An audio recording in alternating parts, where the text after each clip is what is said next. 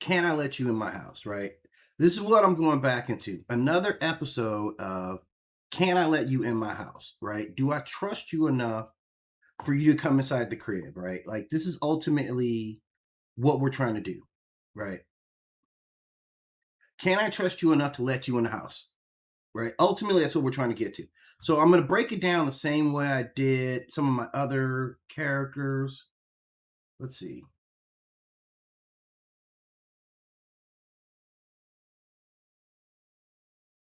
All right, I'm hoping my sound's good over here. Nothing's changed, so I'm just going to roll with it, right?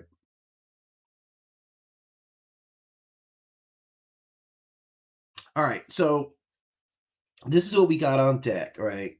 Let's see. Can I get a sound check? While no one's in here, I'm just going to get a sound check here. Let's see.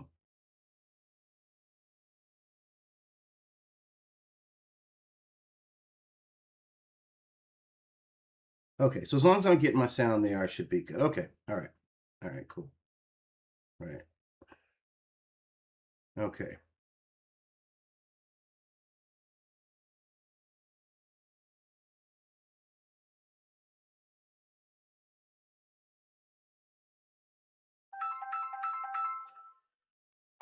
Oh, man.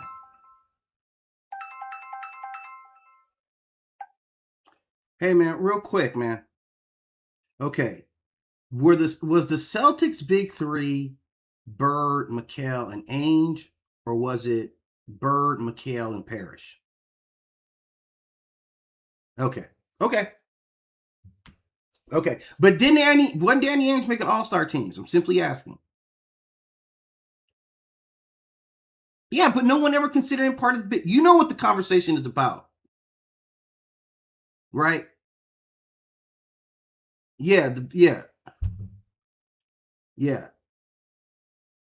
Was Bird,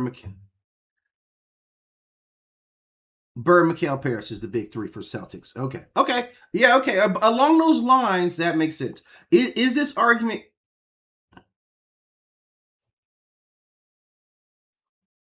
Yeah, yeah. They might say Ainge, right?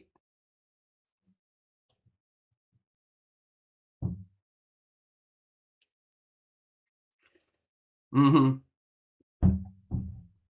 Yeah. I get you there. Yeah,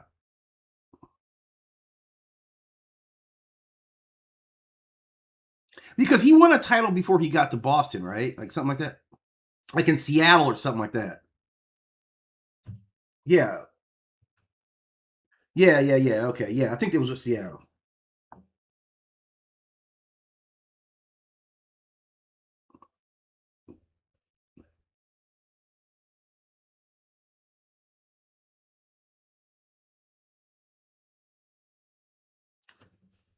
Yeah. Okay.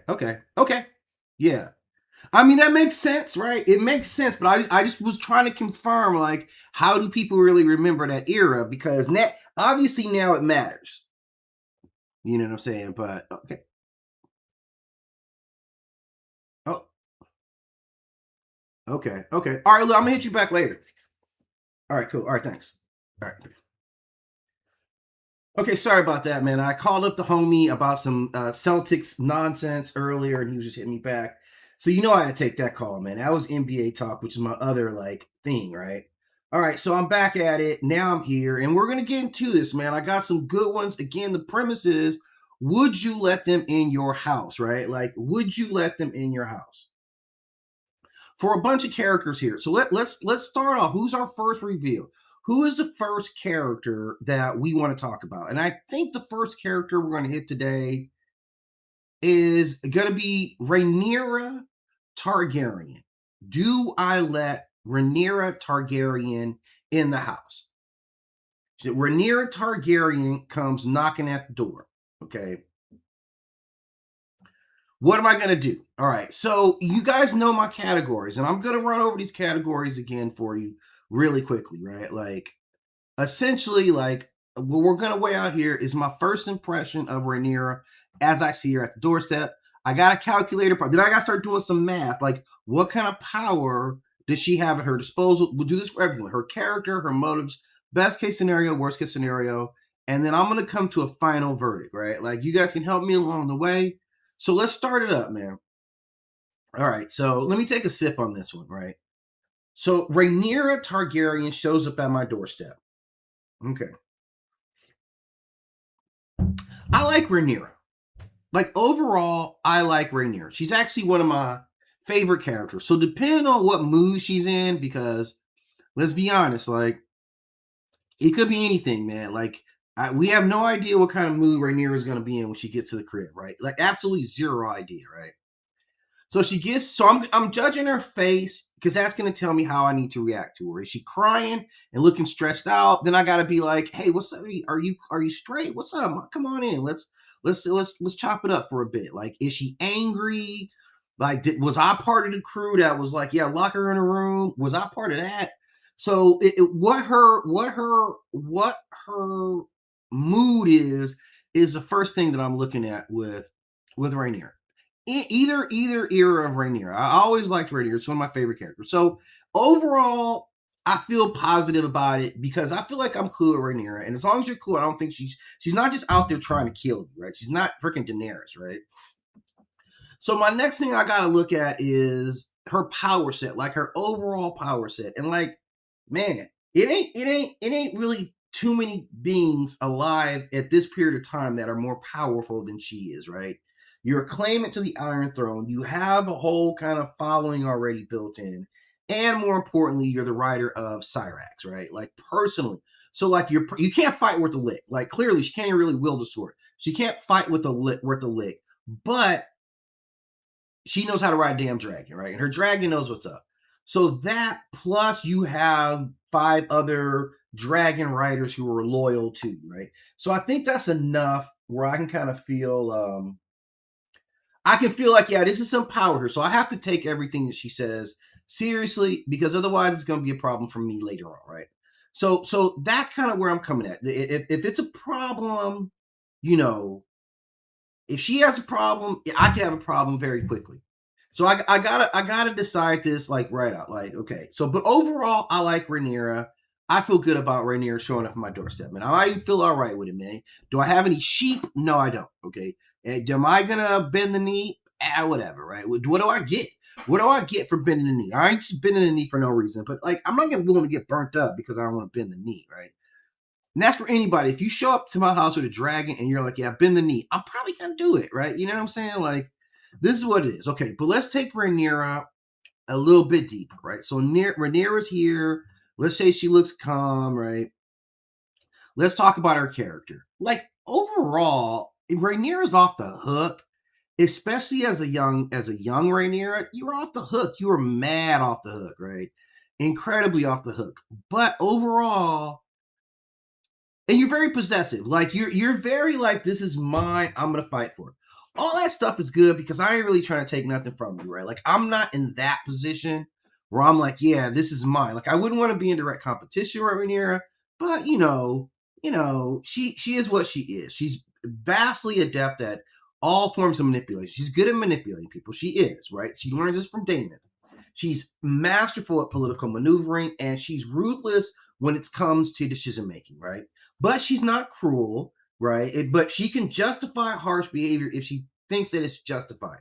That's really important right there, right? Just like that, she's not overall cruel, but when she's operating under like I'm a queen, I got to do this.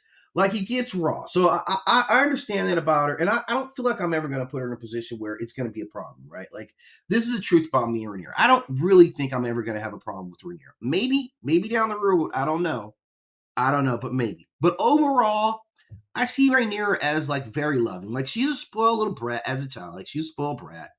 But she was very loving. She loved her pops, right? She loved her mother. Like this, okay, this is an important thing, right? Let me take a sip on this one here. This is an important thing. Okay.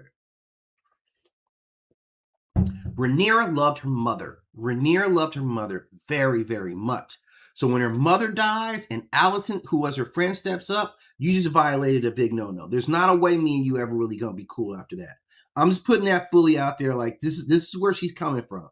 We got to understand her mentality with this, right? So now you like telling you what to do, and you ordering me around. Now it's not gonna happen like that. So like, I don't hold any of the issues with Alicent against Rhaenyra. I don't really hold them against Alicent much either because, like, you didn't have a choice. Like, this was going to go down. I'm sure you weren't looking at her pops like, yeah, I want to get up in the bed with your pops every single night. Like, it wasn't that. It was like, your dad's hot. It wasn't none of that, right? It wasn't any of that. Okay, so this is where we coming from. So character-wise, I feel good about allowing Rhaenyra into my home. I even like her. Now I gotta be like, okay, what's your motivation here? This is a very important thing, and I'm telling you guys should evaluate everybody you meet, not just Targaryens and Dragon Riders. You should be using this for everyone you meet, right? If they come to your house, okay. What's your motivation? Why are you here? Now, she could be looking for shelter if some stuff's gone bad. She could be looking for advice. She could be looking for allies. Like, that's it, right? If she's hiding from political enemies, then maybe having her here means half of Westeros is going to show up at the crib, okay? But overall, I don't think that she's here to harm me. I think at worst she'd be here to try to negotiate something with me. Because again, we don't have a history, we don't have a past, so I don't have anything to worry about with her showing up here. I feel relatively all right. Thank you so much. I feel relatively all right. Wait, what's going on with the sound? Okay. Wait, hold on. Tell me what's going on here. Tell me what's going on here. Am I getting a reverb here?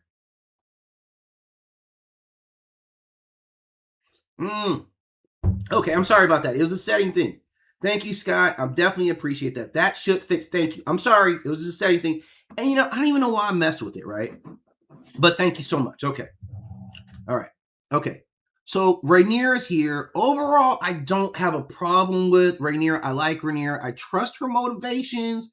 And I overall feel good about her, right? I'm feeling good about me and Rhaenyra. This is how it is. I actually feel good about Rhaenyra. Like, I mean, strongly. This is one of my favorite characters here. Okay. Now, what's the best case scenario, right? I get a smart, interesting guest who appreciates my hospitality. Maybe she invites me to come over to Dragonstone, right?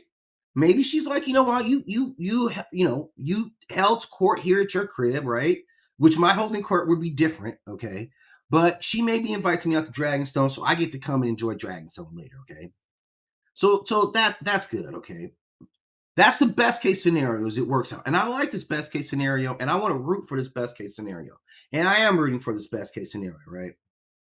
But what's the worst case scenario? Because I got to look at this too, okay? The worst case scenario is that the Greens find out that she's there. Now you got, like, if the Greens find out that she's there, you know how they move. It's gonna be bad for me, man. There's no way it's not bad for me if the Greens find out that she's there. So that's it. How likely is that to happen? Like, if the Greens find out that she's there at my house, whatever they're getting ready to do is not covered by my homeowner's insurance, right? And it's probably gonna mess up my lawn, which I put a lot of effort into my lawn around here. So this could be a catastrophic downside, but I don't necessarily feel like they're just gonna be like, "Where was Rhaenyra at your house at 2:30th, right?"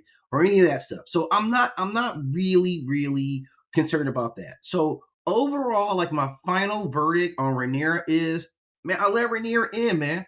I'm not gonna lie, man. Like, my personal feelings about Rhaenyra, and I know you've been going through it, man. Like, the first thing I'm gonna say is, man, I'm really sorry about Jaceria. I'm really sorry about that. I actually like that kid too. So overall, like, yeah, I'm gonna give her like a 8 out of 10 on my score of safety coming into the crib. So Rhaenyra, if you're listening and you show up, I got you. You don't even worry about it. We can roll one up. Me and you. Nobody in Westeros has even got you some stuff that I got for you over here, right? Just best believe, okay? So now we've kind of made our determinations on Rhaenyra. Now, who next in this Targaryen family? Okay, let's look at this. Okay. Who we got here next? All right. Oh, man. So we're on a roll right now, man. Like, we're on a roll. Like, right now, who am I looking at? I got Rhaenys Targaryen up on the list, right? Rhaenys Targaryen is next. Rhaenys Targaryen shows up at my door. And you know what, man? Like, man, not to sell it short, like, let's just run the process. Rhaenys Targaryen. I'm not even gonna say what I think about Rhaenys Targaryen, but you can see I can't even really hold it back. I can't when Rhaenys Targaryen shows up, I can't even hold it back. Like, and I would just like, I would dap you up. So, like, I know you don't know about dap, But I'm going to teach you about that because that's the ultimate form of respect that I can give you, right? So I see Rhaenys Targaryen. She's on my front lawn. Her dragon's not going to be tearing stuff outside. Like I know my neighbors are going to be happy about it, right? But I feel like I maybe in the backyard. I don't know. Maybe the dragon could just be in my backyard and just, don't tear down my fence, right? That's basically all I'm asking, right? Okay. So she lands there with the dragon. How do I feel about this already, man? Like when she rolls up, man, she comes in like royalty, right? She like, it's not all wild and crazy. Her dragon's not like, right? When it comes down. So she settles in and I'm like, dang, me, I'm gonna be like, yo, my lady, like, what's up? Like, I'm heavily like down with, like, I feel all the respect, the royalty, the calm, the confidence, the dignity, right? She's not even trying to intimidate. That's what we get out of Rhaenys, right? Like, she's not even trying to intimidate. Like, she doesn't need to do any of that. Like, I'm like, your armor is gleaming. Your hair is on whip. Like, I'm already like, man, let's go, man. Whatever, man. Whatever. I got a problem with you not killing everybody when you had them in sight. Remember that when she had them right there in season 1. It could have been just done. Alicent was there, 2 boys there. She could have just like Jakari's them, and it's done. You didn't do that. And like I attribute that to your high character, which we're going to talk about in a little bit. I attribute you there, right? Okay. So she rolls in. It's all calm. It's regal. It's all that. Like maybe you should have been queen. The queen that should have been, really, like the queen that should have been is at my house, right? The queen that should have been is now at my house. Okay. The queen that never was. That's what they call her, the queen that never was. I call her the queen that should have been.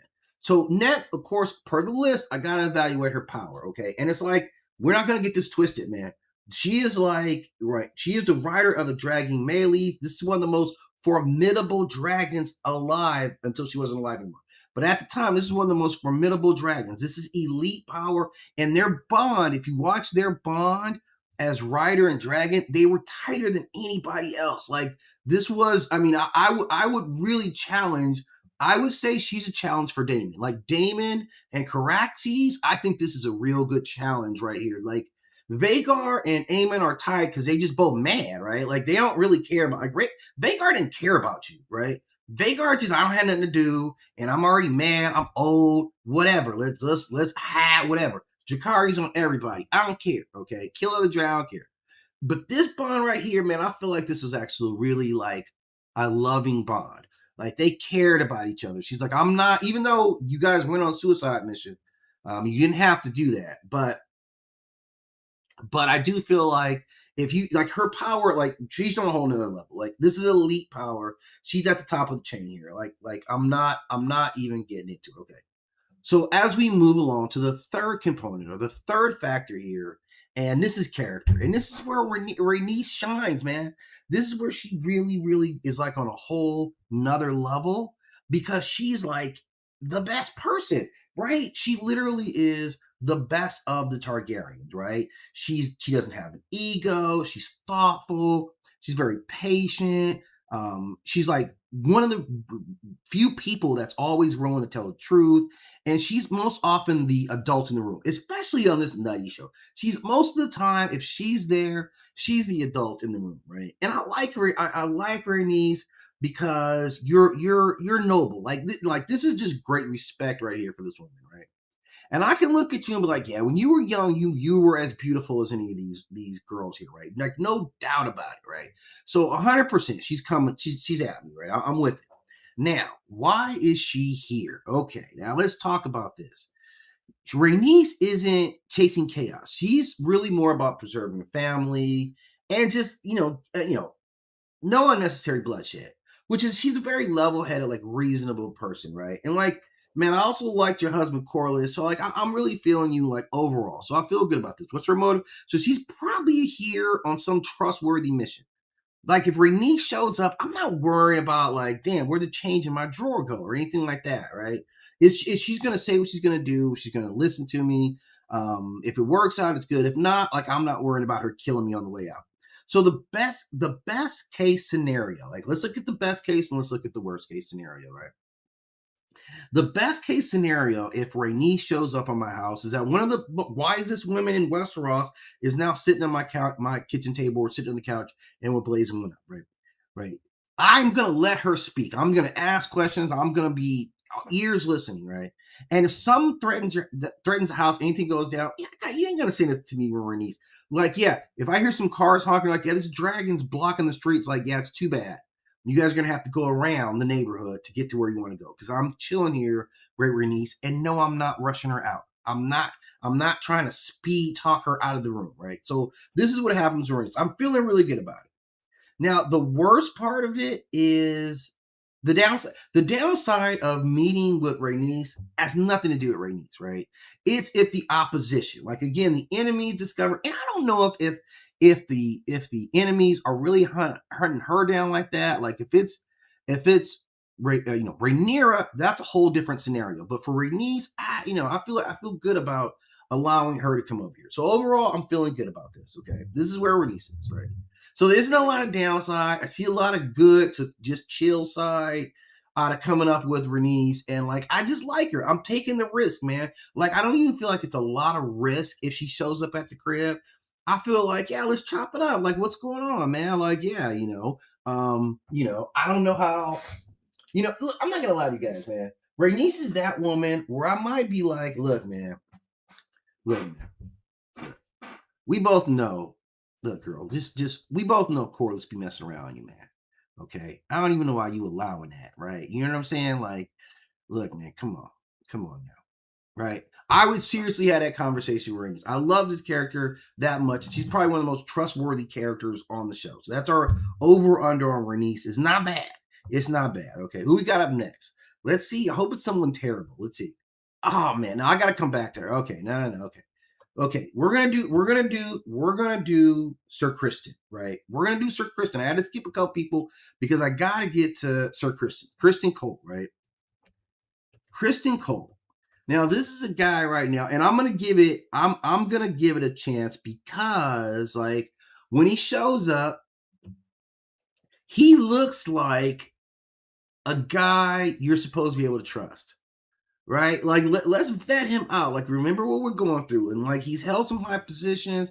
Let's vet him out. But you really got to look at this guy. Like, you seem like you roll up and you got on, it depends. Like, you like the police or you down with the police. Because if he shows up with his full armor on, he's polite, you look the part, like you're a celebrated knight of the King's Guard, he knocks on your door, and you would think right off the bat, he looks like, oh, this is a respectable guy. Hey, officer, excuse me, how can I help you out today? Like, what's going on here in the community? Man, let me pop my light up because I'm feeling like darkness is spreading. It's a cloudy day. Usually I just have the window open, use natural light, but it's a super cloudy day out. And, if you don't hit these right, one light gets dominant, the other light gets, okay, it's going to readjust. All right, that's as good as it's going to get right there. Okay. So he looks all respectable. You look like the good officer. Like, you look very trustworthy.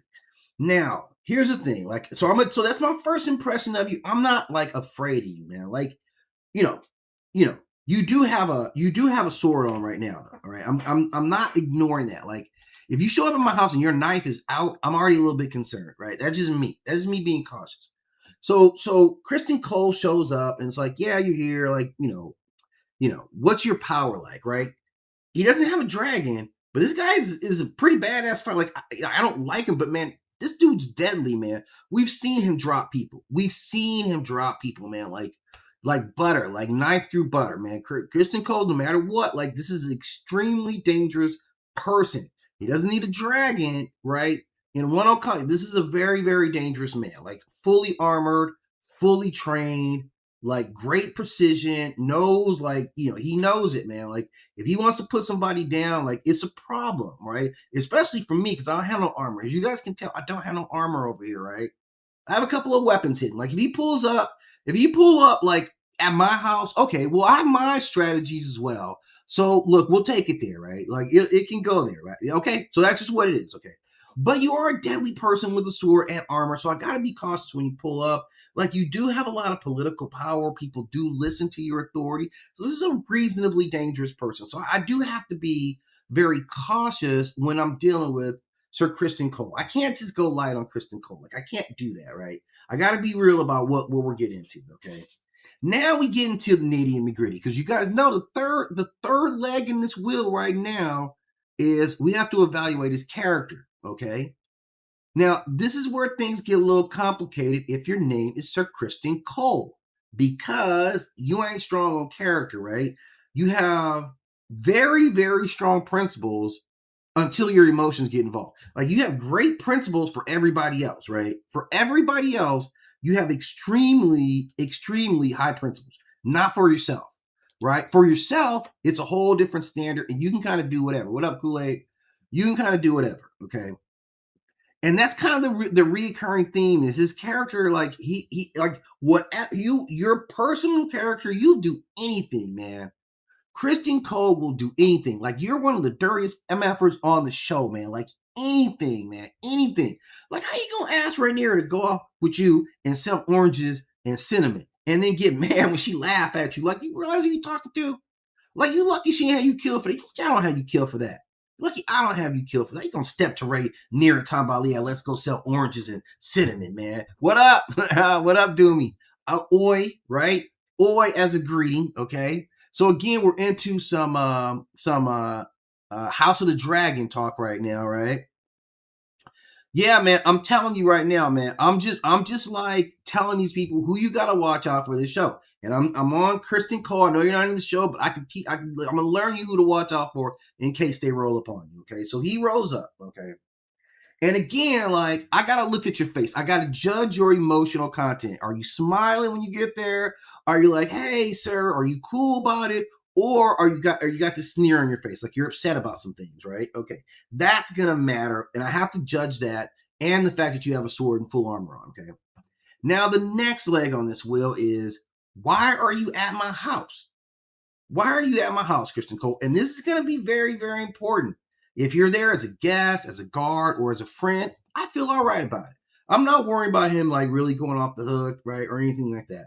But if he's there because he's obsessed with somebody else and they might be here, or he's mad, or some political purpose, I'm mad nervous, right? Because even if I go along, do what you're asking me to do, I still could get stabbed up, right? This is 100% the truth with you, right? So I'm already leery, man. I kind of don't want this guy to come in. I'm being really honest, right? I'm leaning towards that. Now, what's the best case scenario here? The best case scenario is that I meet the disciplined knight who does good things for the people, keeps troublemakers away, acts like the perfect guest while you're representing the realm. And honestly, like, he could be that. That's the best case. Criston Cole could be that perfect house guest who comes in and you don't have any problems, right? That's the best case scenario. That's a solid, and that's a very solid upside. That's not a bad side. Like, look, I don't know if I'm really supporting the Greens, but I'm not against them, and I understand what you guys got to do, right? I don't know yet. Okay. The worst case scenario is that I say something wrong. I trigger some old wound. Like, I got a picture, like, because remember, Rhaenyra was just over at the house. You got to remember, just a couple of however minutes ago, Rhaenyra was here at the house, right? So I don't know if you catch some scent of Rhaenyra, if Rhaenyra's dragon took a poop outside. Like, if you get scent that Rhaenyra was just here, that could potentially be a problem for me. Like, I don't necessarily see myself running the foul, but he got a lot of hair triggers, man. He's got a lot of like little tiny hair triggers, and any of those hair triggers could set him off at any freaking time. So I got to be conscious of this. So overall, it's conditional. It's conditional. I got to really read your face right off the bat, because if it looks bad, I ain't letting you in. But if you seem cordial, you greet me. Even if you're looking for information, I can be honest. I'm like, okay, well, it is what it is. We can have some light conversation. It don't seem like you just be killing people in a humbug, but you do kill people if you have some attachment reason and you get a little bit of obsession. So we see that. So Criston Cole, it's going to be conditional on where I let you in. All right, and I think that's fair for everybody, especially me. All right, so let me take a sip before I move on to this next one here. All right, who's up next? Oh man, Jacaerys, man. Like, Jacaerys, man. I'm just, man. I really got a lot to say about this young man. So Jacaerys Targaryen rolls up at the crib. Jacaerys, he's still alive, obviously, at this point. This is before he's dead. Because if you roll up after you're dead, I'm not letting you in, right? But Jace, man, again, like, I keep saying I don't really like Targaryens, but I keep finding more and more Targaryens that I'm actually pretty cool with. Maybe I'm maturing. maybe I'm growing up a little bit throughout this process, right? Because like when I get to Jace, like this is one of the few people on the show who always seems to be trying to do the right thing. Like I have to say, like I'm, maybe I'm being too light with it, maybe I'm being too glib with it, but it doesn't seem like I've ever really caught him just being out of pocket and doing something crazy. Like in the history of his time on the show, like he's overall to me just like a good guy. Like he's a good guy, right? So that's so he rose up. She rose up to the crib. I answered the door. I'm like, yeah, what up? What? And Jaceres is going to be very respectful. He is. He seems well educated. He carries himself like someone who has responsibility. And he doesn't walk into a room expecting people to bow down to him. He's very different from all the Targaryens, right? He knows who he is, but he allows people like he doesn't have to be like he actually reminds me a lot more of Rhaenys, like how Rhaenys moves, right? So he makes a good first impression. Like I'm like, okay, let's. You don't look like you're gonna be fun. I can't imagine it's gonna be any fun with you, right? But okay, so you roll up and I invite you in. Like just we're getting there. We're trying to get there. Now, how much power does he have? Like, let's consider who he is on his own, right? You are the heir, or were the heir to Rhaenyra's claim. You're a prince and you're personally a dragon rider. And his dragon may not be the biggest, but if a dragon is at your door, you got to pay attention. Like this is the big leagues, no matter what dragon shows up, right? So he has a lot of power. He has a lot of he has a lot of authority. He has a lot of people all up under him. And you have a dragon. So this guy, young as he is, you have a lot of power. And I got to be very conscious of that. Just when I sit down and I start talking, to you about you or whatever's going on, I gotta give you that. I gotta give you that respect, right? So this is where we get to the third one. Right? The third one is character. That's his best category. All right. If we've gone through it, right, we've gone through power, we've gone through my initial response, right? Like power, initial response, character, right? Just a reset. Character, then we're getting the motive, best case scenario, worst case scenario. Then I make a final verdict, right? All right. So he rose up. I'm feeling good about him. I respect his power. Now, like, who is he? This is his best. This is his strongest point. He's one of the most responsible young nobles in the entire series. He takes his duty very seriously. He cares about his family and generally tries to think beyond his own like personal desires. He's not just caught up in what do I get? What do I get? He's very different. Is he perfect? Not even close, right? Is he impulsive? Yeah, sometimes he's very impulsive. You could see that. All born out of his sense of I'm doing the right thing, right? Did he save Rhaenyra? Right? Like, if Rhaenyra had rolled, like, okay, so let's talk about like why he had her locked in the room and was that a good decision, right? Because I don't know if they anticipated or not, but because they were fighting over water, the hook anchor technique works. It only works on places where there would have been deep water, so they had to be very strategic about it. This technique doesn't work on land. If you shoot a dragon with a hook and bring it to the ground, obviously over land, it's going to wreak devastation, and it's probably going to be able to get burn the chain off or something like that. So it wouldn't necessarily be bound to the ground. Like, so it only works over water.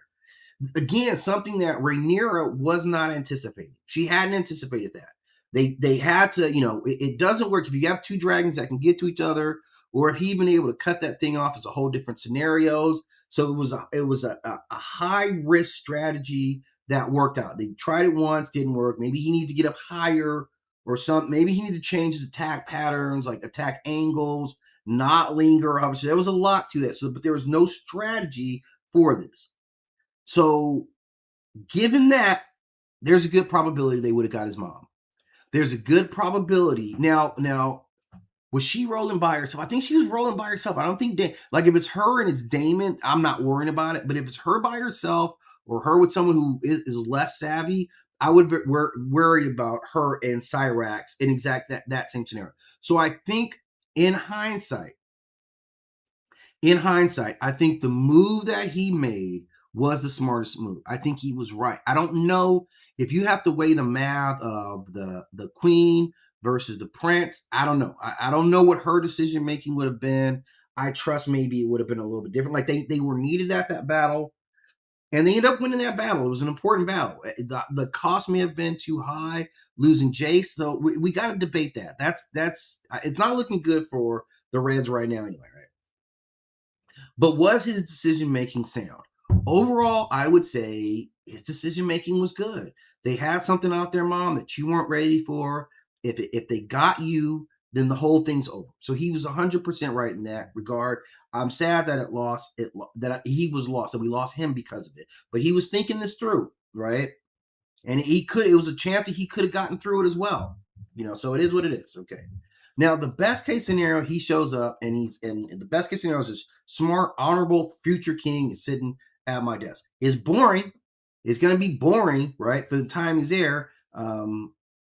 So the best case scenario is like, yeah, he appreciates my hospitality, right? He remembers my kindness. And maybe even someday he'll put me on like his small counter if he was ever going to make it to be king, which he didn't. But why not give myself that shot? Why not give me something that? So there's excellent upside. Now, the worst case scenario is, again, external danger. Not him himself, but you got beef. You got beef, and I know you got beef with Aemond Targaryen. Man, I don't want no problems with that dude. That's the only downside. So, overall, if I get to, do I let Jacaerys in the house? It's a high yes. This is an absolute yes. Like, it's not really much to question here. I feel good about it, except I know you got, you got some friends, and they got a problem with some gangsters over there, and but you're still my friend. I don't want to abandon you because of some assholes over there. So that's kind of where I am with Jacaerys, right? Overall, I'm letting you in. Oh, man.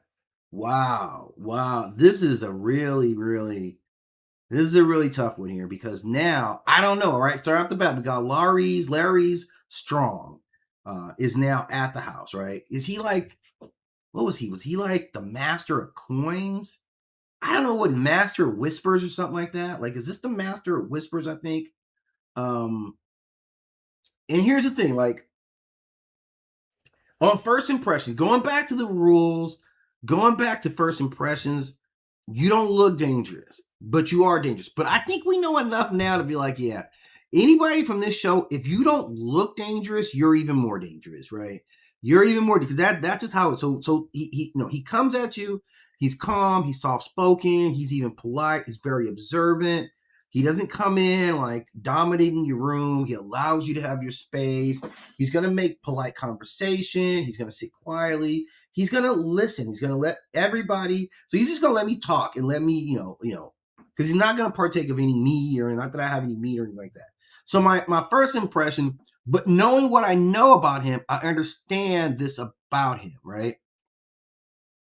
So I don't see any immediate danger, but I got to figure out like what's in it for me, because I know you don't care about me, right? Unless I fit within your plan. So this is gonna be like, what kind of power does he have? He's deceptively dangerous, right? He's deceptively dangerous, not harmless in any way, shape, or form.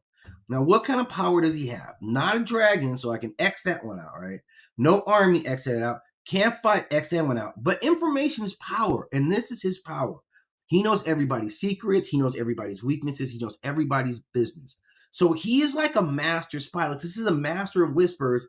So within that, like, it's probably ways that don't immediately affect me. I don't necessarily want to make an enemy of him, because, like, you never know. You never know. He may know some stuff that I did back in 1987 when I was just a kid. Like, let's not even talk about that stuff. He probably knows about that. He knows about that time I was drinking Mad Dog 2020 with my boy Vic. Like, he knows about those things, right? Because he probably went to my boy's house and already got that info, that intel on me. So he's got all that intel on me, and there's some things in everybody's past. I'm like, yeah, there's some stuff nobody wants to know. So I got a review from that, but I'm not overly worried about it, right? Now let's go to the third leg of this wheel, and let's judge his character. And this starts getting a little problematic here for him, right? Not for me. It gets a little problematic here because he's one of those people who doesn't do anything without an agenda. Everything he's like, you can look at him, even that look on his face, he's calculating. Those wheels are moving, man. Those wheels are clicking and ticking. You can see it. He manipulates, he schemes, he collects leverage. Like, he's figured out, like, oh yeah, without you saying anything, I notice you're late on your Comcast bill and your internet bill, right? He notices this stuff, and he'll figure out, he's got a contact down at Comcast, like, yeah, jack their bill up. He's already laid on his bill or whatever, right? So he does have a suspect character because he's always doing the things.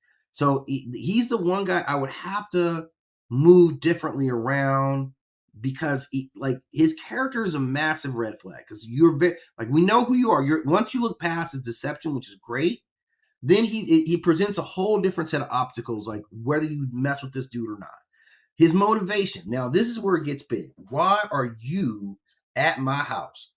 And this is a big, big, big one here. This is huge right here because he's not anywhere for just no reason ever. If he's at your house, it's probably not because he want to eat. It's not because he's like, I heard you had some fire. That's not what he came for. Gathering information. He studies people. He's working an angle. So I can't even trust whatever it is you tell me is your reason for being here. Even as you tell me, oh, I just came to see if you had some money for the small folk. You could say something like that, but I'm like, yeah, this ain't really about the small folk, is it? It's about me. It's about what I say or what you observe. So I'm be very cautious of that, knowing that I'm just becoming one of his long-term, I'm in his long-term, like, machinations, right? And I got to be aware of this, right? But it's not going to harm me right then and there. Now, the best case scenario with this guy is none happens. He sits there, it's quiet, he takes some notes mentally, I take some notes mentally, he gets up, he leaves, I never see him again. That's the best case scenario. With that, I would say, yeah, it worked out. Then I could say, yeah, I know that guy. Yeah, no, he's kind of weird, right? Like, he's kind of weird. Like, he came over my house, I offered him some water, he wouldn't drink water. Like, he's a very weird guy. I'm just making that part up, right? Now, the worst case scenario is 3 weeks later, my neighbors start missing, right? My dog goes missing. 2 months later, my cousin's being blackmailed, right? Like 6 months later, my house is in somebody else's name, right? You get what I'm saying? Like somebody else is now lord of my house, right? You're lord of this house right here, right? And he's standing like by, and he's like, I don't know what happened here at all. I know you did everything, but so it's nightmare fuel. Like he is potentially nightmare fuel because you have bad character, you have access to power, and you have influence. So I have to be worried about you at every single moment of the day, every single moment of existence that I know you. I have to be very much concerned with why you're here, what you're doing, because it's probably going to go bad for me. Like you see, he makes calculated decisions. If it doesn't benefit him to keep you alive, he doesn't keep you alive, right? So that's kind of what we see with this guy. And like, how valuable are you to him, right? Ultimately. And even the king, he's willing to give up. Like, yeah, I'm gonna do whatever I got to do to get us safe. Like, you're my ticket, and I'm gonna ride this ticket. Oh yeah. Now this young lady here, what's her name? Maylees. Okay. I'm trying to get this thing moved so we can see this face. Look at that thing. Yeah. Wow. Okay. So I think is it Maylees? What's her name? If I'm saying her name right, I think it's Maylees. It's Maylees, the lady or the right hand of Rhaenyra Targaryens. What's her name? She's at the door now. I can't remember what her name is. Malaya, right? Oh yeah, Mysaria. Okay, the white worm. Mysaria, the white worm. All right. Mysaria is at my doorstep. And I open the door. And my first impressions are like, hey, what's going on? Because obviously, she doesn't come off as a warrior or a queen. She comes off as somebody who just kind of notices everything. She's a very mindful person. She's kind of direct, but she's very polite. Like, I don't see any negative to her. I think she's very opportunistic. Do I think she's loyal to Rhaenyra? I think because it benefits her. This isn't like bad. I think she's truly connected herself or hitched her wagon to Rhaenyra, and I think she may even care about her. And I think she is looking out for her. So I'd say all those things. So right off the bat, that's what I see her. She comes in, obviously well dressed. She's very polite. She's very well mannered. Right? It's a little unsettling because I'm like, why are you dressed like this? But like, she carries a different kind of vibe to her, right? Absolutely, we can see that she has this unique vibe about herself, right?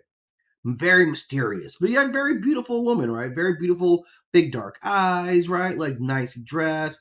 She's not going to intimidate. Like she'll be very cool. She may be direct, but she'll be overall very polite. So walking in, she's got some positives going right off the bat. I think we all recognize this about her. I think we all know this about her already, right? So the power that she has, what power does she really possess? Well, she has no dragon, she has no army, she has no title, but information in this case is all also survival. Like she survived King's Landing because of what she knew and who she knew, and she's got herself in great position with Rhaenyra. Not that maybe I don't think she can convince Rhaenyra to come kill me, but she can make things tough on me if she. So she does have some power. She's quiet. She's not insignificant in terms of power, and I know this about her. She's not really to be just like fooled with. Now, in terms of her character, she seems to be more of a genuine type of person I could deal with, right? Like an honest person. She has some lines that I wouldn't cross. She seems to show concern for the small folk, children, and she usually isn't like a chaos merchant. She's usually not like, let's go out and create bloodshed for our own amusement, right? That's not her, right?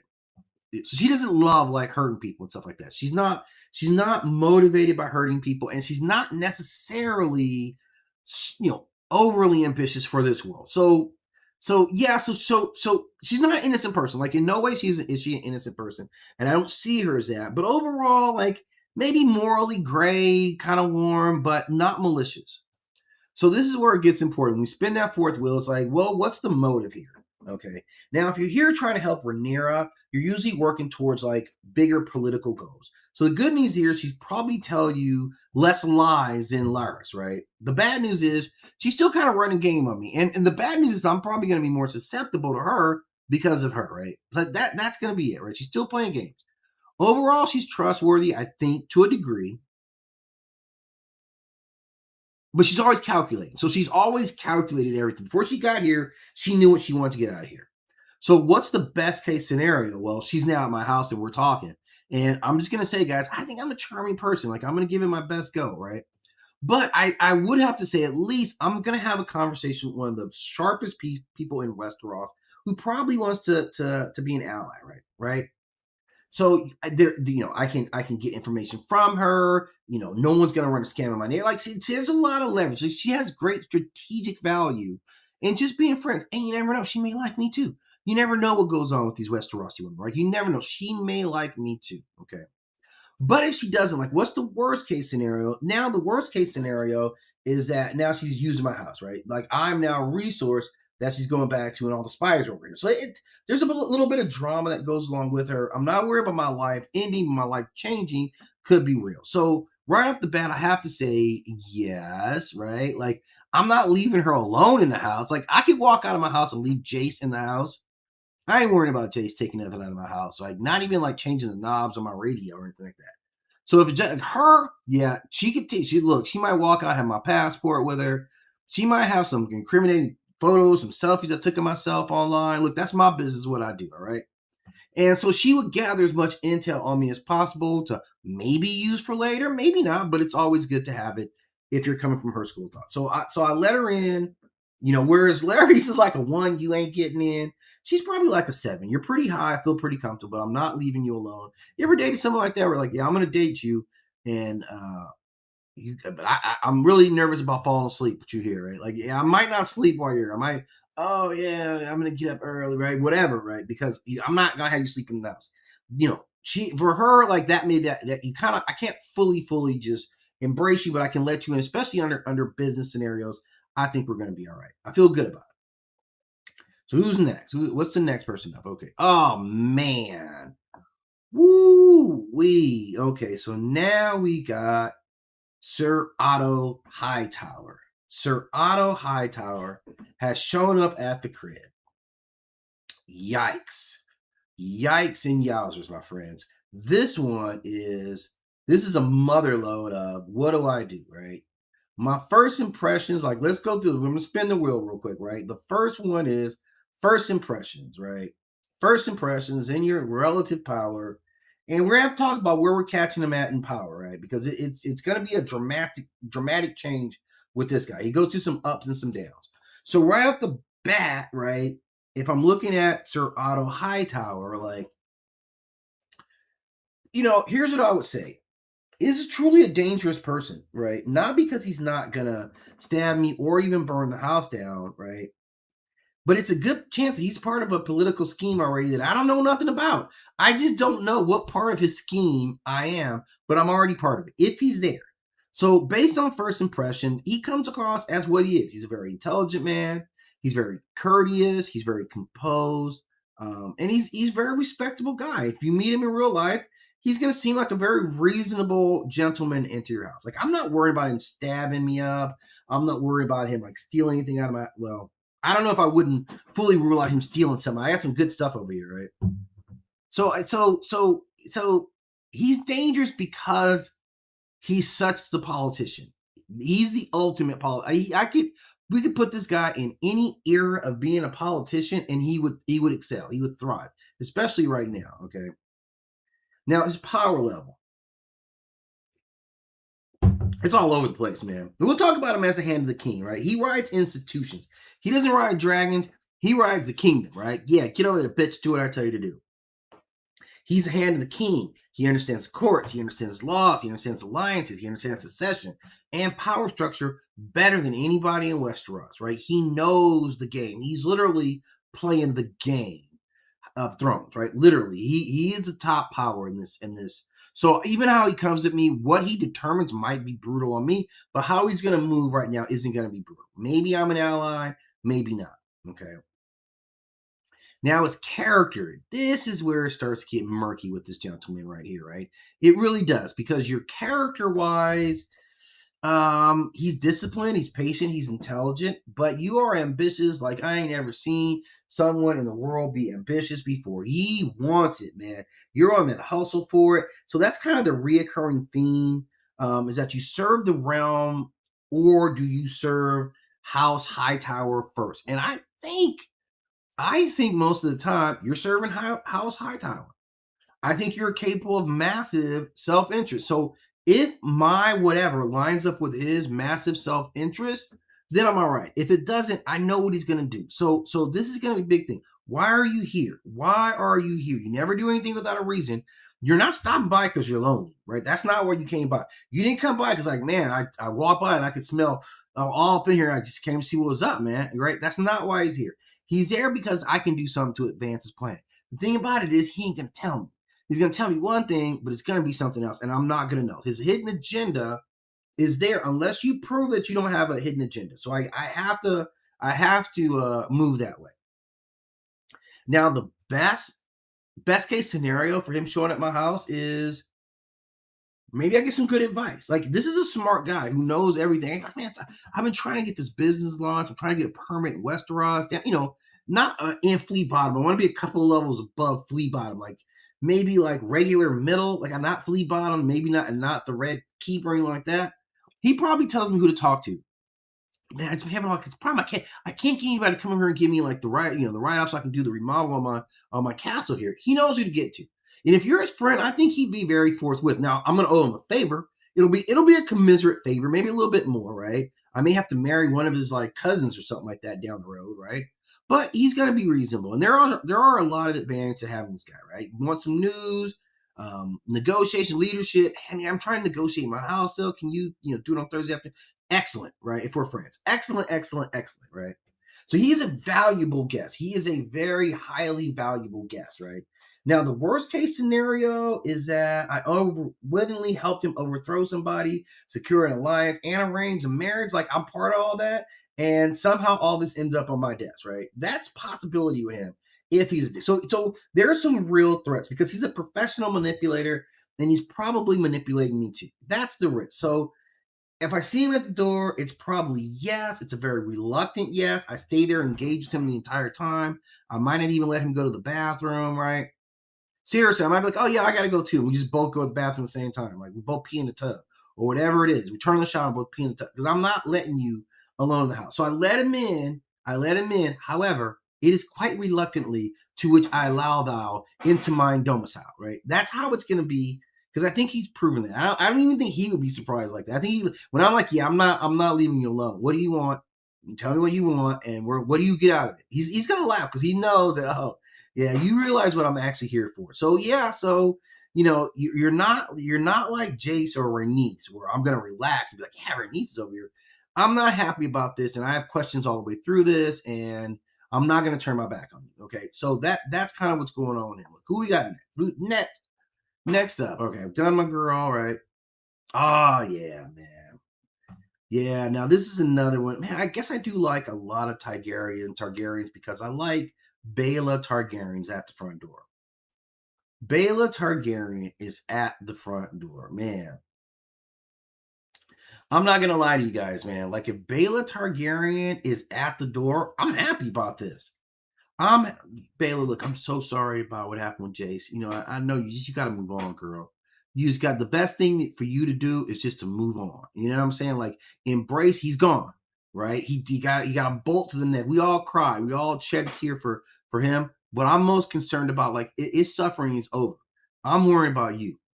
Okay, this is where I'm worried about you, Baela.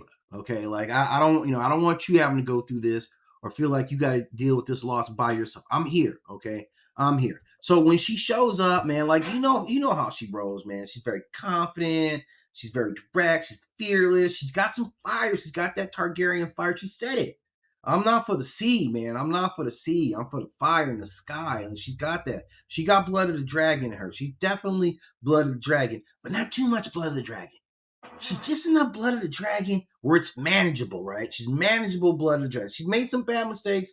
That's why her and Jace was kind of a good pairing because he was kind of impulsive, although he's gone now. And I'm so sorry. I'm so sorry, Baela. Like really, I just really want you to know I've been thinking about you a lot since Jace died. Just wondering, like, make sure you're gonna be all right. Okay, that's it. Okay, but I like overall, like, yeah, she's easy to like. She doesn't scare away. She's not gonna be punk. Like she's gonna be polite. She has a very good, strong first impression. This is good.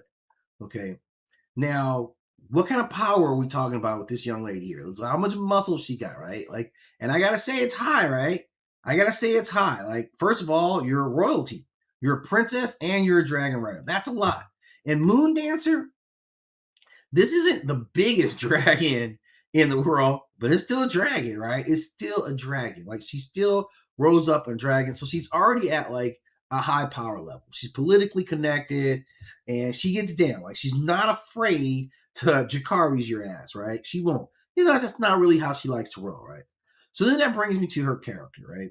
And again, this is where Baela gets a lot of points. She's gonna get a lot of points on her character, right? She's brave. She's loyal. She's willing to stand up for the people that she cares about. Unlike some members of her family, she's not plotting, scheming all day. She's very straightforward, right? She's a high character person. I can say, Baela, as I look you in your eyes, I can look in your eyes. They're very pretty, by the way. I can see your character, right? I see your, the great artist Cyndi Lauper once said, I see your true colors shining through, right? I see your true colors. And that's why I love you. And I want you to know it's okay. You're vulnerable. We all miss Jace. Maybe we can bond together and talk about Jace. Let's just hang out. Me and you. This is crazy. This is getting crazy. Me and you will just sit around. Let's talk about Jace. Let's remember all the good times that we all had with Jace, man. I would love to do that with you. Be that shoulder you crying. Okay. So, like, character-wise, she's a high score. Now, the motive, why is she at my house? Yeah, now I don't get Otto Hightower vibes. I don't get that. I'm not feeling like she's going to manipulate me. She's not Larry. He's like, I'm not really worried about there. She's not secretly measuring up my living room space for a takeover. She's not like, yeah, this is a nice house you got here. How many bathrooms are in here? Yeah, okay. What's the Wi-Fi like here? She's not doing any of that stuff, right? She's usually pretty transparent. She's gonna tell me what's up, how I can be useful to helping her with the kingdom, right? Like I would absolutely go for that. So her motives are gonna be pretty transparent. Now, the best case scenario is that I have this courageous, loyal guest who would probably defend my house if trouble shows up. One of the more entertaining people on the show, also like chef's kiss, right? Everything works, right? I'm 100%. This is it, right? Like 100%. You're my favorite one. You've taken over that spot. It's all upside, right? And I mean that, all upside here, okay? Now, the worst case problem isn't, again, it's not her. It's who she got beef with. So considering who she's got beef with, that could be a problem later. But you know what? I ain't even going to worry about it, man. I'm not going to let them keep us apart. I'm not going to do that. I'm not going to allow these assholes in the greens to keep us from kicking it. Okay, so this is not going to happen. So yeah, she gets into the house like a high score. She's probably 10 out of 10. She might even have to ask. She probably have to, by the time she lands, I already got the door open. I got, like some drinks laid out, and I'm just like, okay, yeah. So, I mean, I'm gonna be like, wait, I'm trying to think of like how, hey, oh, wait, no, I'd probably be like, hey, what's up, Bayla? I didn't know you were coming by, or not, right? Even though I got drinks and her favorite snacks already laid out. So that's what happens. This is a 10 out of 10. There's no chances that she doesn't get in my house, right? But man, Lord Corlys, man, let's talk about Lord Corlys. Let's talk about Lord Corlys, right? Viserion, right? Like he shows up at the crib, right? And I got to make a decision about Lord Corlys. Now, overall, he's a reasonable dude in my mind. He's one of the more accomplished dudes in Westeros, although now he's broke and castleless, right? Like that happened, right? Wife's gone. He's lost a lot in this, man. He's lost a lot in this war already, right? One of his sons is dead. All of his grandchildren are dead, right? Like, it's problematic for him. Doesn't have an heir. He's trying to get Alan back in, and Rhaenyra won't give him the name. So he's got a lot going on right now. But at first, when he rolls in, man, he's confident, he's experienced, he's got the energy of a man who's like done shit with his life, like the wisdom, the know-how, the stories, the ha moments. Yes, young man, I once sailed those seas. Like, I'm about it, man. Like, man, I'm just like, man, you know what, Corlys, man, I'm not gonna lie, man. I met your lady Rhaenyra, like, you weren't playing around, but I gotta give it to you, bro. Like, very much, man. He'd be like, yeah, she was great. I loved her. So be like, yeah, she was cool, very respectful. I figured that me, I'll probably like you too. So I'm glad you came. You're a sailor. You've been all over the world. Like, you be cheating on your wife. Like, you had some, but it's been a bumpy road, but it's been real good. Like, overall, it's a positive first impression with Lord Corlys. And I'm like, wait, are you my daddy? Right? That's kind of his. He's a very powerful dude, right? No dragon, but he controls ships, trades, wealth, used to, and influence. At one point, his house was arguably richer than the throne itself. So yeah, I'm gonna be cool with this dude, man. I'm absolutely gonna be cool with this dude based on this stuff. Now, his character, this is where it gets a little, it's not perfect, right? It's not perfect, right? He's not perfect, right? He's very ambitious, right? But unlike Otto Hightower, he's very direct about what up, Cubred? He's very direct and straightforward about it. You know what he wants. He wants his house remembered. He wants legacy. He wants greatness. He wants ambition, but he's not necessarily deceptive about it. He's going to be straight up, so I could deal with him. So, like, his character, I think is a positive point for his role. He's got good character, high character guy. He's a high character guy. Now, his motives. You're probably looking for an alliance, some type of opportunity, or to tell me that, yeah, I used to say I met your mom in a port city, and I'm like, come on, man, don't start with that, man. That's kind of where we come with. But overall, like, he's always looking at the big picture, so I'm not necessarily concerned if he shows up there. Maybe I can help you, and I probably would. So the best case scenario is like I'm kicking it with the sea snake, man. Like that's a great, we taking selfies together. I know you smoke, right? So we're gonna smoke. You're gonna have some type of brandy that's like 400 years old that you pulled out of the bottom of the sea that is gonna have me sleep as soon as you leave the house, right? So it's gonna be a good time. Like that's the best case scenario. He tells me about great expeditions, about the naval history of Westeros, like tells me about his kingdom. I ask him about Bela. You know what I'm saying? It's probably cool situation. The worst case scenario isn't him. Again, it's the beef that he got. And I think he's about to have beef with Rhaenyra. Understandably so. Like I'm going to tell you right now, understandably so. The reason that he's absolutely pissed off at Rhaenyra right now is completely understandable. It's completely understandable why this dude is totally upset with Rhaenyra and what she's doing right now. So I absolutely let him in. I feel good about it. He's a high ranked score. Like the only people you're trailing, like you're trailing your wife and Bela, who's at the top. Everybody else, like you're all the Targaryens are surprisingly hitting the bar for me today. I don't know what's changed, but they're definitely hitting the bar for me today. So that's Corlys, okay. All right, Jason, okay. I think we might have run the gamut here. I think that's who I had uploaded for us today. Man, I wish I had more because I could really go on a run. You know what, guys? I'm gonna take a. Well, you know what? I'm not gonna take a break. Let's just keep running it right now. If you guys don't mind, all right. Let's see if I can get some more interesting characters for us to break. I do. I actually have some other characters. I'm gonna shift gears. I don't think I'm gonna go just Game of Thrones. I'm gonna come back to Game of Thrones at another point. Okay. But I think right now I'm gonna get into some mythology for you here. All right, let me find that. I got a slew of like assets. Give me 1 sec. Let's see where you at. Where you at? All right. All right. Let me see. I got some good ones. I'll pull some good ones out for you guys. Let's see here.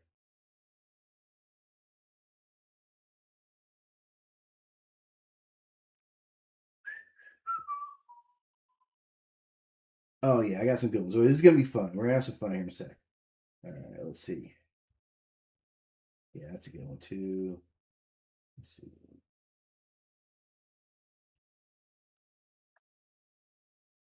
Okay. Oh, let's see.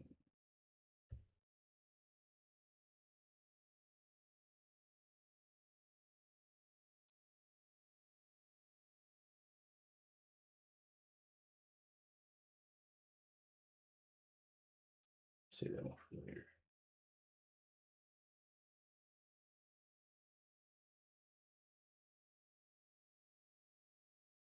All right, guys. Okay, hang on. Let me load these up for you. These will be good here. These will be good here. I promise you guys on this one. All right.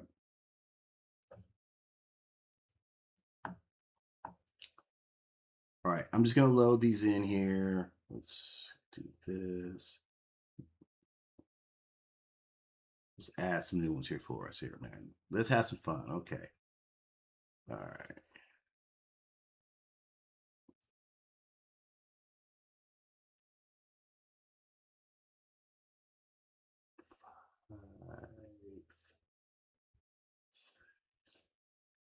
All right. Okay, guys. Okay. Okay. So we're running back the same game. Like, you know how my program flows, like what I'm doing here. Okay.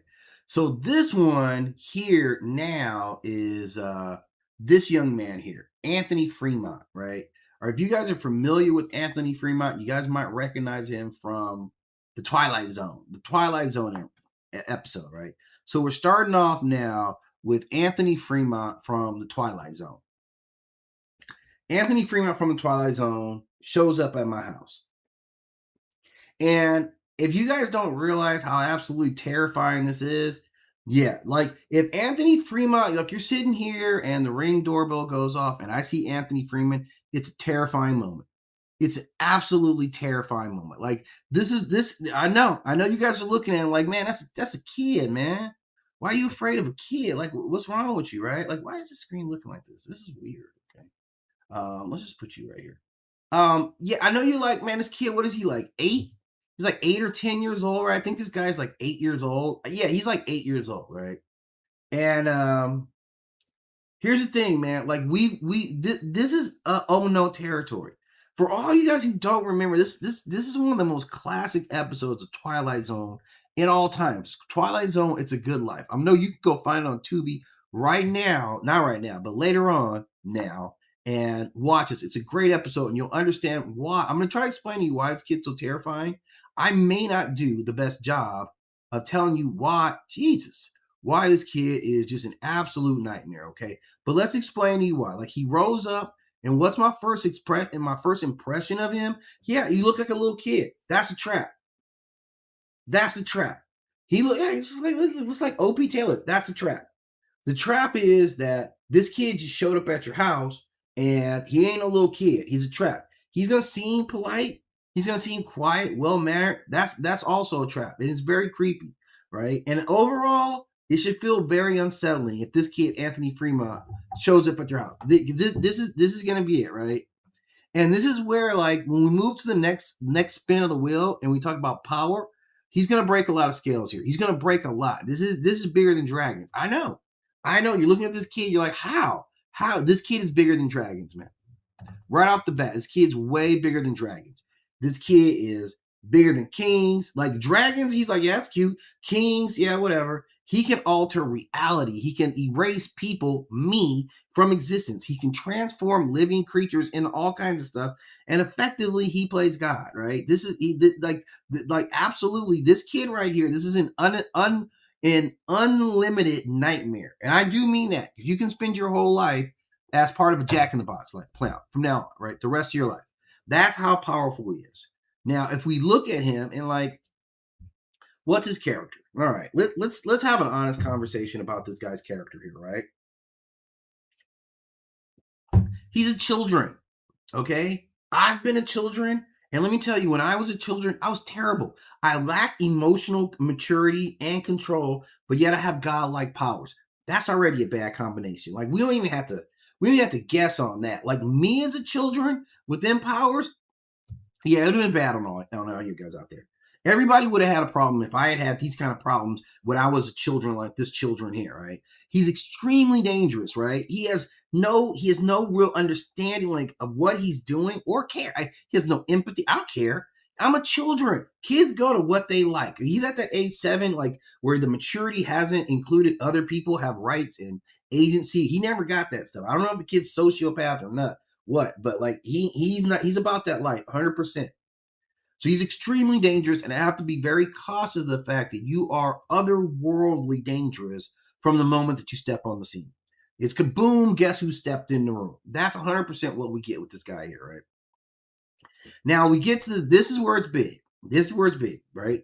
What's your motivation, Jesus? Why are you at my home, right? And I don't know. And this is going to be a problem. Like maybe he likes my dog. You can have him. Maybe he doesn't. Whatever it is, it's going to be cool. Maybe you want my couch. I'll take it. Maybe he wants to turn my couch into a dinosaur.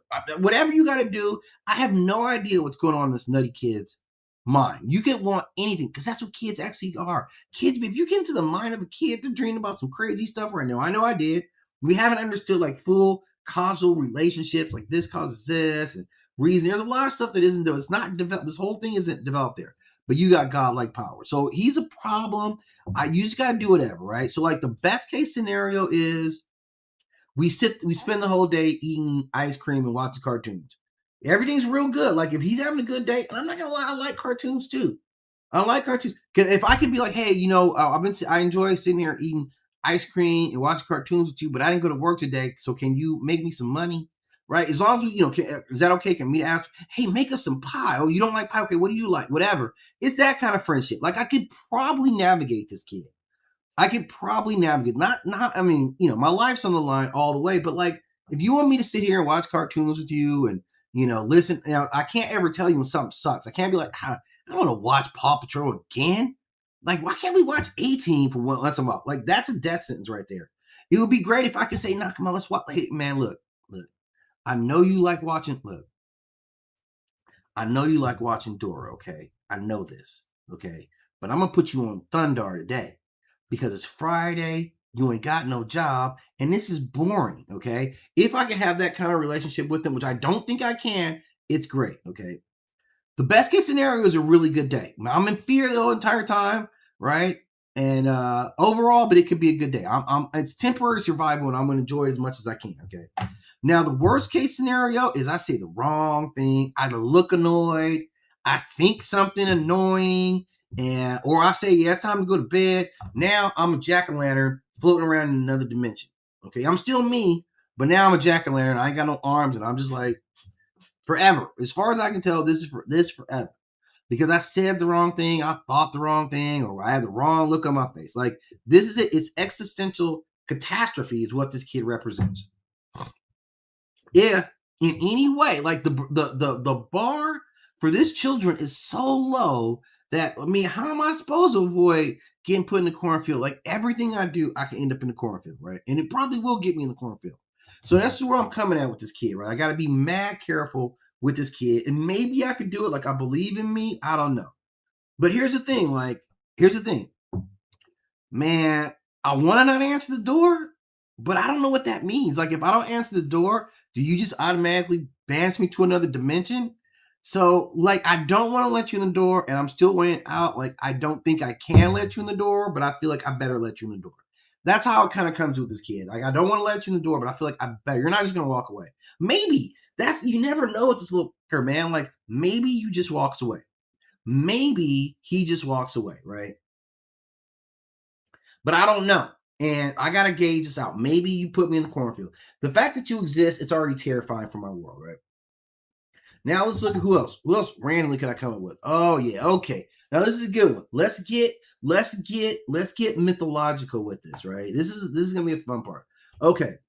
The Greek god Apollo shows up on my doorstep.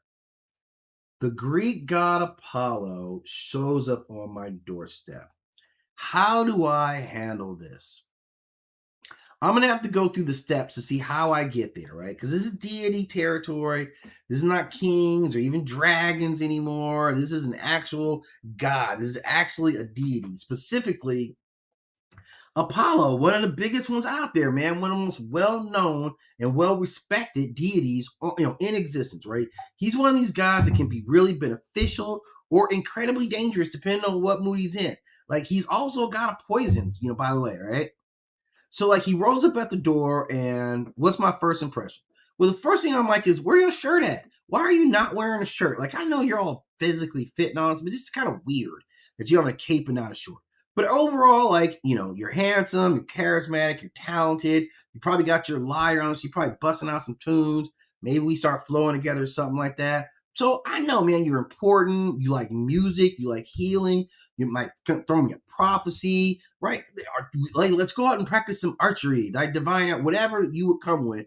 I'm probably down. My first impression is like, yeah, I fuck with this dude. Like, yeah, I was kicking it with Apollo the other day. Like, yeah, me and Apollo kick it all the time. What are you talking about? I've known Apollo for you. We went to junior high school together. Whatever it was, right? Now, I got to look at him so I can weigh out this risk. Is like, let's look at his power level, right? His power scale is absolutely ridiculous. This is a guy who can send plagues. You can grant healing, you can deliver prophecies, and you can influence fates of mortals, right? The dragon is a local problem. Apollo is a cosmic problem. He's 100% a cosmic problem, and it could go bad. Like, it's near infinite, like the power levels that he gets to. Now, as far as his character, I think it's a little more complicated than what most of us would think about when we're talking about Apollo, right? He can be very generous, he can be very inspiring, he can be protected, and he can be wise. He can also be a dick. He can be very proud, jealous, known for being vindictive, right? Known for that, and extremely sensitive, right? Like, extremely sensitive to any forms of disrespect. So you got all kind of stories where he's rewarding people, and then you got stories where he's fucking people's lives up, man, like mercilessly. So he's powerful, but he's very temperamental. So you don't know how his power, there can be some bad stuff or some good stuff. He's got a mix of both going.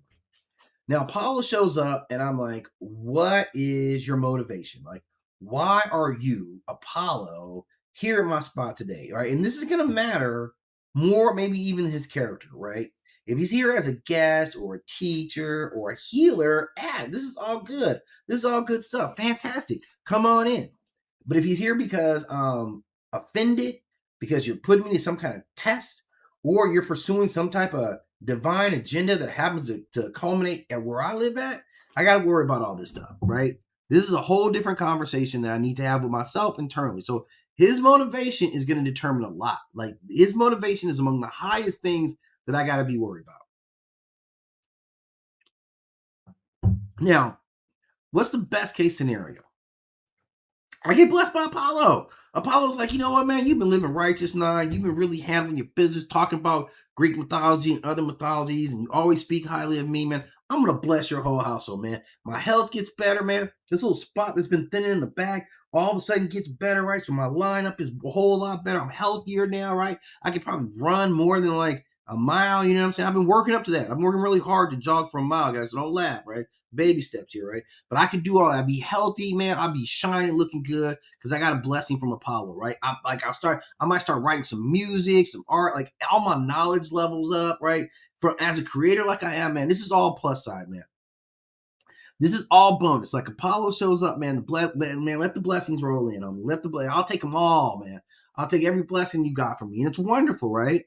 Now, the worst case scenario is that I disrespect him somehow, or I challenge him, or I become, combative, and all of a sudden, now I'm a great tragic story. Now I'm a cautionary tale for what not to do when the gods show up at your house. Whatever you do, don't do this. We're going to give you the lessons of 9, where he was talking too much shit to the gods, and it all went bad for him. This is the first F around and find out moment in all Greek mythology was me messing with him, because the downside is catastrophic, right? Historically speaking, like humans going up against Apollo, we don't have a good win record against him. We usually take that L if it comes from some kind of disrespect from him. And it doesn't even have to always be like real disrespect. He can just think that shit was disrespect, and he'll do the same thing. Like, so that's where you at. So like, if he shows up, yo, who is it? Yeah, it's Apollo. Oh, hey, what's up? Oh, yeah, I do open the door. Like, maybe, okay, it's more like, yo, who is it? Yo, it's Apollo, man. I'm like, hey, what's up, dog? Okay, it's probably like that scenario, right? Like, I open the door, I gotta be careful. Like, maybe I look out, I'm like, man, who else is out here with you, man? What are you doing? And then I'll let you in, and then we talk about it. But I'm gonna trust myself not to disrespect him.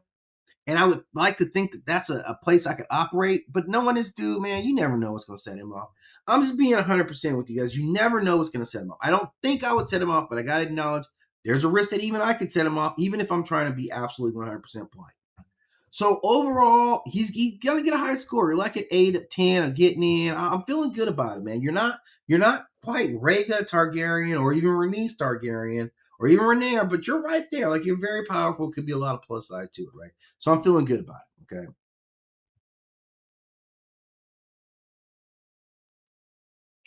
Wow. I didn't even know this was in the list. All right. So Beetlejuice shows up at my house. Man, and like, we gotta think about what Beetlejuice is. This is a very, very, very unusual and powerful ghost spirit.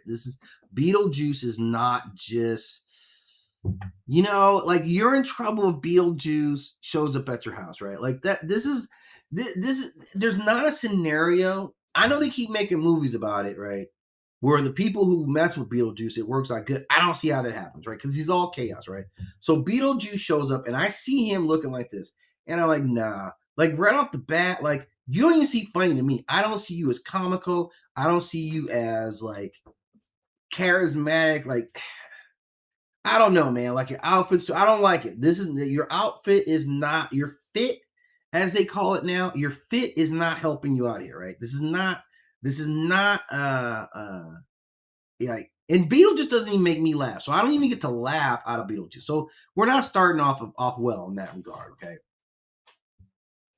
Now, his power levels is the power levels of Beetlejuice are utterly insane, dude. Why he has this kind of power, I don't know who's handing this kind of power out, man. This guy is literally reality warping ability. Reality warping, shape shifting. You can summon creatures. You can manipulate the supernatural. You can teleport. Like, there's almost nothing that he can't do. Like, from his power set, absolutely ridiculous power skill set, man. This guy is really, really about that life, right? So I got to check out what your motivations. Why are you here? What do you want? Right? There's always some deal, some loophole, some scheme, some hustle that no one ever gets, the whole thing right. So he's always got a hidden agenda. So this is already another negative mark for you. Like, this isn't looking good, okay? Now, the best case scenario, I don't see a lot of upside. Like, yeah, I party with him. I don't really want to anyway. I don't think it'd be good. I don't think you're going to do my type of party. The worst case scenario is that the furniture turns alive. The furniture turns alive, and I'm scared, and I'm running all the time. Like, the city inspector is like, how'd you build this on? And I have zero answers for this. So the worst case scenario, none of it's good. Like, maybe my house ends up completely ruined. So here's the thing. Like, I'm not letting them in. I'm not allowing Beetlejuice in my house. In fact, I'm calling the police as soon as I'm calling Doctor Strange or somebody. As soon as you show up, like, I'm calling authorities because I'm not allowing Beetlejuice into my house. That's just what it is. I don't care. It's far better for me to not even take this risk with you because you're way too powerful. And I don't like crazy people. I don't like nutty people. I'm not into that. That's not the kind of person that I want to hang out with. That's Beetlejuice. Like, you're not getting in. Right? I don't care. Wow. Okay. Bram Stoker's Dracula is at the doorstep, right? Count Dracula is at the door. All right, let me evaluate this guy, right? Oh man. Okay. So here's the thing. No, right? This is the only one where I'm gonna skip to no right off the bat because you can't let a vampire into your house. That's it. Okay, I'm gonna run the wheel and talk about it, but because you're a vampire, no, right? Like it's not a question mark, right? You come off like very dapper, sophisticated, clean, polished, educated, charming. Like, you don't really show up like a monster. You come up like nobility. That nobility ain't gonna marry me. You're even progressive with your shades on, hat like slightly tilted to the east, like that, representing it, right? Everything looks good. In fact, no, it doesn't look good. Not to me. I'm not. You're elite. I don't even like what kind of elite you are. So that's not a benefit, right? Now, his power levels, and I'm going to know this about him, insane power levels. One of the most powerful iterations of Dracula that we've ever seen, right? Superhuman strength, shape-shifting ability, like to animal level, right? Control over animals, hypnosis, which is one that scares me. I don't get hypnotized by this guy. He might be having turning tricks. Centuries of knowledge. He's not just a vampire. He's arguably the vampire. He's extremely powerful. Now, if this is a interview with a vampire type scenario, like I'm Christian Slater, and I'm like, yo, man, tell me about your life. Tell me about this. You've seen so many things. I think there is a possibility that he would do that. So we're gonna get to that, right? So let's like, this is where it's at. He knows so much. He's the vampire, right? So I don't know. You might like. I don't know where you're at mentally. What that means. So let's talk about his character. This is where it gets off the rails.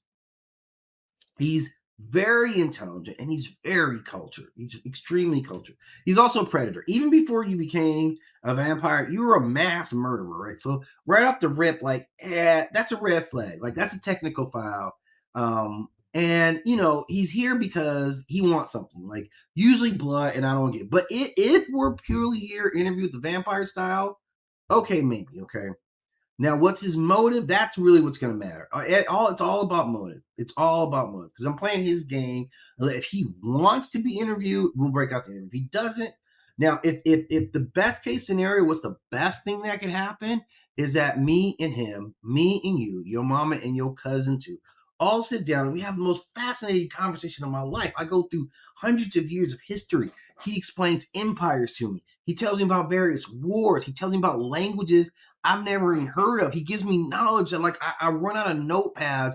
Everything's full because I've been recording off my phone and my tablet and my PC because I don't want to miss one iota of information that comes forth from this man's mouth. I want to hear everything because I'm talking to an amazing intellect from that brain point, okay? So if I can take his word, because here's the thing, you can't take the word of a vampire. Even if he says he's not going to kill you, you can't trust that he's not going to kill you.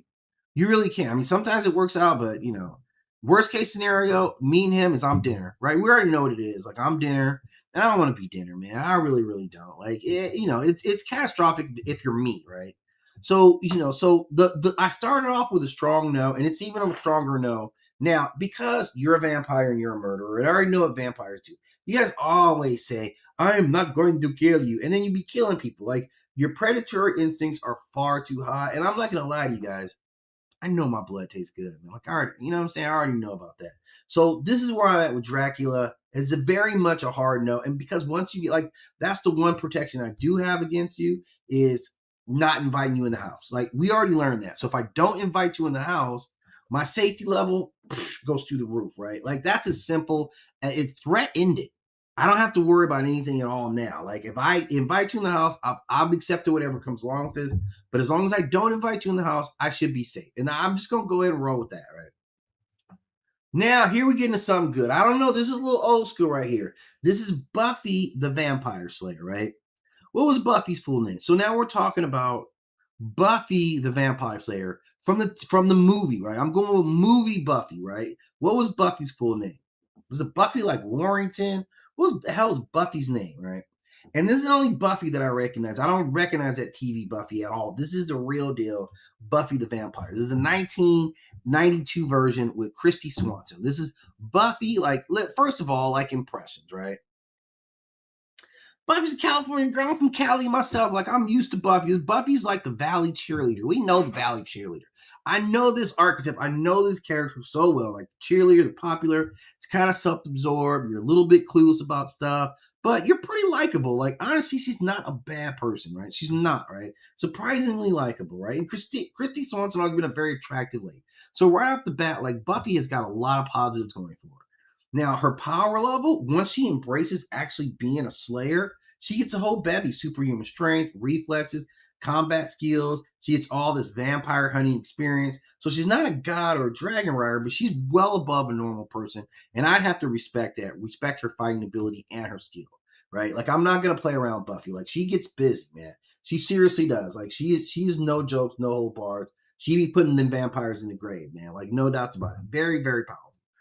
Now, what's her character like? Well, Buffy scores a lot of good points. She's actually a pretty good person, right? She generally chooses to protect people, even when it puts her at risk. Like, so I know, like, if I met Buffy and then some vampires showed at the house, she would be there protecting, right? I honestly believe that. That's who Buffy actually is, right? She is kind of a protector. She grows into responsibility. That's kind of been the evolution of the character. Is she becomes more responsible as time goes on, right? She doesn't run from it. She has a very high personal character score. Honesty, right? Like, yeah, like, what's her honesty is a high bit. So when Buffy says, like, why are you here, it's probably because there's somebody dangerous nearby. She's probably not directly me, but either something dangerous nearby or something dangerous trying to get me. So she's here to respond to a problem. So if she's here, you see Buffy at your doorstep, you gotta be like, okay, what happened? What's going on? What do you need? Because she's here, she's gonna be like, look, man, I think it's a vampire. Your neighbor's a vampire across the street. I'm gonna hide over here. And when he comes out, I'll be like, stab that mother. And I'll be like, got you. Like, what you need me to do, right? Just sit here and act like everything's normal, right? I'm gonna do that for Buffy, right? I believe her. I believe her motivations are good, right? So I feel good about that. The best case scenario is I got a new friend who happens to be a vampire hunter. So I'm gonna be like, hey, look, man, I saw a vampire over here. You need to come. It's like, this third time you saw. Well, I gotta make sure there's no vampires over here, right? But I know her, and I'm gonna trust her, right? Like, this is a good friend to have. She's a good security system. This is huge plus side of hanging out, being friends with Buffy the Vampire Slayer. Now, the downside is the vampire she's chasing comes to my house, and now my house is the scene of a supernatural fight. Like, it's furniture's going to get broken. Maybe I get killed in the scuffle, right? It's not going to be a hassle-free experience for me, right? It's going to be a lot of collateral damage. Hopefully, I'm not part of the collateral that ends up getting damaged, right? So that's it, right? So do I let her in? Yeah, I'm letting her in. Like, come on, girl, what's up? You cool? You got everything you need? I got some extra. I have a machete in the back. I have a couple of machetes in the back. I don't have any holy water, but I got some really good like desalinized water. Like, I got that. Like, would that be helpful at all? Our vampires also don't like salt water. So I'm going with Buffy, and like, I feel like we could work that out. Going through the chart, she makes the reel pretty well. All right, now this is man. I feel like this one isn't hard at all, but I'm gonna be open minded. I want to be open minded to Skeletor shows up at my house. Skeletor's at my doorstep. How do I respond when I see Skeletor, right? Because I got a lot of stuff going on in my head. Because I'm not gonna lie, I didn't like He-Man. I thought they were whack. Like, I thought they were whack. Like, and here's the thing though, man. Like, Skeletor, man, this is like the lord of bad decisions, right? Like, right off the bat, I can tell by how you roll. Like, I can tell by the way you use your walk. You're not a ladies' man, right? Like, you're there for intimidation. You're not subtle. There's no mystery. Like, he's not misunderstood, right? He's there. You're like the final boss on the villain side of it, right? Like, you're like a terrible decision right off the bat. Like, this is the worst type of impression you can make showing up in my house looking like this. There's no way. Like, you're fighting a real uphill battle. And then when I go to your power scale, like, it's bad, man. You're like powerful, dark magic, ancient knowledge. You have command of a bunch of monsters, right? You have access to dangerous technology. You have repeatedly attempted to overthrow the sovereign government of Eternia. And the only reason he doesn't win is because you're fighting against He-Man. Otherwise, you'd achieve that victory. Maybe you should just go to another kingdom. But your power level is extreme, right? Now, his character actually becomes laughable. Like, look, this is the worst person ever. He's selfish. He's power hungry. He's absolutely petty. He has poor fashion sense. He's a bad boss. He's mean to people, right? You're narcissistic, like, whatever bad negative superlatives you can come up with, that guy right there, right? And then what's your motive? Like, whatever your motive is, it ain't good, right? Your motive is, like, you're not selling cookies. You're either, like, I don't have any magical artifacts at my house because I could see you being here I'm looking for that sword of destinies. Whatever that is, it ain't here, right? So your motive is not going to be good. The best case scenario is that he just goes off like ripping on why he hates He-Man for like an hour, and then he stabs out. And I'm like, yeah, I hate that motherfucker too, right? Like that's how it would be. The worst case scenario is like now my house is like the headquarters for we about to take over eternity, right? Like there's magic going on in my shed out in the back. I lose that. So the big verdict is no. No, you don't get it. Not necessarily because you're sneaky, not because you're manipulous, because you're Skeletor. Like we don't need to describe you in other terms. You're Skeletor, and you chose to be Skeletor. So there's nothing I can do about you being Skeletor, right? So that's just how we're gonna have to roll with it, right? So now we get to something else, right? And I'm gonna let you guys guess what I do on this one, right? Because now we have Vixen. DC Comics Vixen is knocking on my door, right? So I'm gonna skip all the way. I'm not gonna skip, but with Vixen, I would nominate skipping from set A to my powerful decision, right? Like you already know what I'm thinking, man. When I put Vixen on the screen, like you already know what's getting ready to happen, man. Like first impressions, yes. Well, it's very nice to meet you too. Like I'm really glad you're able to stop by. Can I invite you in? May I offer you a cool beverage? Right? That's what I'm doing. She's confident. She's a model. She's intelligent. She's in Justice League. She's composed. She's heroic. She's always stylish. She smells incredible. She smells good. Like very down to culture. Like I'm all about this, man. I'm all about Vixen, 100%. Like the first impression, man, might be the best first impression since Baela Targaryen, right? That's what I'm feeling about her, right? Now, her power levels, a lot of people sleep on my girl, man. A lot of people sleep on her because, she has this Tantu totem where she can channel the abilities of like any animals out there. Strength of an elephant, speed of a cheetah, flight of a bird, right? Like all that stuff, man. Durability of a rhinoceros. She's so powerful that people don't even realize it when you put all these things together, how powerful she is. It is extreme powerful, right? Now let's talk about her character, right? This is her strongest character. Despite everything else, this is actually her strongest character. She's actually portrayed as compassionate, responsible, courageous, and protective. She's a hero, not because she's like, I just want to be a hero, but because she's forced into doing the right thing, protecting people, and she accepts that mantle. So elite character score here. Now her motivation, I'm hoping she just here she heard I was cute. Maybe that's why. That's what we're gonna root for. But if not, like, what is it? It's probably not a bad thing, right? She's probably trying to help somebody. She's investigating something that went down, or she's protecting some other people. So in general, I'll be very helpful to her. I'm not gonna lie. Now, the best case scenario is I get a date with one of the hottest characters in the DC universe. That's the best case scenario as far as I can learn out. Also, I can have an intelligent conversation with a genuinely good person, an actual hero, one of DC's strongest heroes, now looking out for me in my neighborhood. This is a great deal. This is massive upside with this young lady here. But the worst side, the danger is like, I don't know. I guess some one of her enemies being after her, someone after the totem that she wears. So overall, like final distinctions, yeah, she's at the highest of the list. You're definitely getting in. In fact, I'm probably looking for you. In fact, I'm gonna start looking for you right now because I definitely want you to. Oh, why is this here? Wow, this is really pushing. I guess we're just gonna flare this thing up because I gotta talk about this dude here, man. And I think everybody knows the answers, but let's go ahead and spin the wheel with the Wishmaster. Let's spin the wheel with the Wishmaster. Spin the wheel, Raggedy Man. Spin the wheel. So here's the thing with the Wishmaster. No. Even like first impression, even the first impression. Yeah, so we're doing the Wishmaster. So none of your forms are gonna pass my first impression test. Definitely don't show up like this. But even in your human form, I'm probably not. Like, and here's the thing, like, this is such a hard no that they need a new word for it. This is so hard of a no, because like I come into this with knowledge of who you are already, right? And knowing that you're a Jen, I'm like, yeah, I ain't doing this. You're gonna come over as calm and charming and very polite. That's a trap. Yeah, like even worse than Skeletor. Like you don't have to look like trouble, but you probably will do it anyway. You're gonna be all slick suited, like yeah, make wishes, and I'm not gonna do it, right? I'm not gonna have you around. He wants me to be comfortable. He wants me to be greedy. He's not thinking. And this is like, how much power does this guy have? Well, reality warping ability through wishes. That's extreme power. This isn't just granting wishes. This is twisting wishes. This is corrupting wishes. This is destroying lives off of technicalities, right? Like, I didn't word it the right way. That's who he is. He's basically a walking monkey's paw, like, who has an attitude about it. So his character, like, what's his character like? Terrible. You're the most manipulative thing in existence. Your entire existence revolves around finding loopholes and turning people's desires against him because it's fun to you, right? Which is terrible. What's your motivation? Yeah, you want me to wish for something. That's it. That's the scam right there. You want me to wish for something so that it'll go bad for me and you can sit back and laugh.